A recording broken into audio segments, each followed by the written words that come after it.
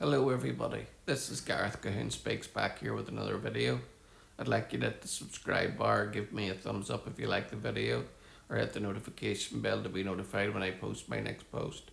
Or otherwise you can look me up at my website, which is www.garethcahoon.co.uk. Or if you'd like to support the ministry, you can do so at garethcahoon3@gmail.com on PayPal. This is a look at the Russia-Ukraine war after 4 years of bloody death and military costs. The human costs, military casualties. Estimates vary, but total military casualties, dead, wounded, and missing, may be near 2 million across both sides. So that's 1 million for every year that the war has gone on. Russian forces suffered 1.2 million casualties, including at least 325,000 deaths by late 2025, according to Strategic Analysis. Ukraine military casualties estimates include up to 600,000 total, with possibly around 55,000 killed. The civilian death toll: 15,000 plus civilian deaths reported by the UN, including hundreds of children. UN verified civilian fatalities, including 14,700 plus deaths and around 755 children. Sources to early 2026. Displacement and refugees. Millions displaced, 5.9 million are abroad and 3.7 million internally displaced within Ukraine, one of the largest displacement crises in Europe since World War II. Territory and the front lines. Territory control. Russia still holds roughly 18 to 20% of Ukrainian territory 4 years on, despite slow and costly gains.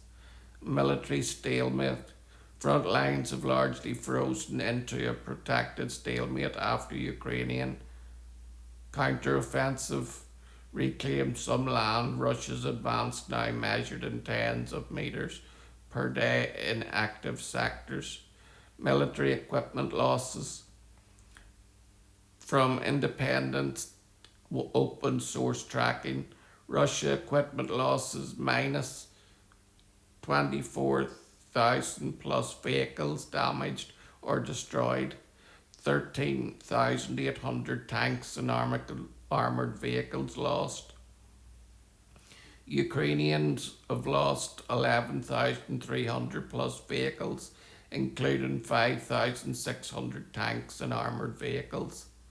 The economic impact on Ukraine. Ukraine economy has been devastated. GDP fell shortly early in the war. Recovery remains uneven. Daily war fighting costs average 172 million 2025 figures. Reconstruction needs over the next decade may approach 588 billion. Russia faces deep economic strain from extensive sanctions, reportedly the most ever imposed on any country, affecting investment and the energy sector. International aid: 343 billion plus in international support to Ukraine has been committed, with nearly half in military assistance from multiple partners. The broader consequences: infrastructure. Russia's strikes have repeatedly targeted power grids, housing, and transport, reducing energy availability and damage in daily life. Social and demographic. Ukraine's demographic trends show long-term population decline, accelerated by war and outmigration. Global geopolitics. The war reshaped NATO and the EU strategy, deepened East West tensions, and triggered sanctions that isolate Russia economically and politically. Summary: 4 years on, territory 18 to 20% of Ukraine still occupied, military casualties up to 2 million for each side. Civilians killed 15,000 plus figures.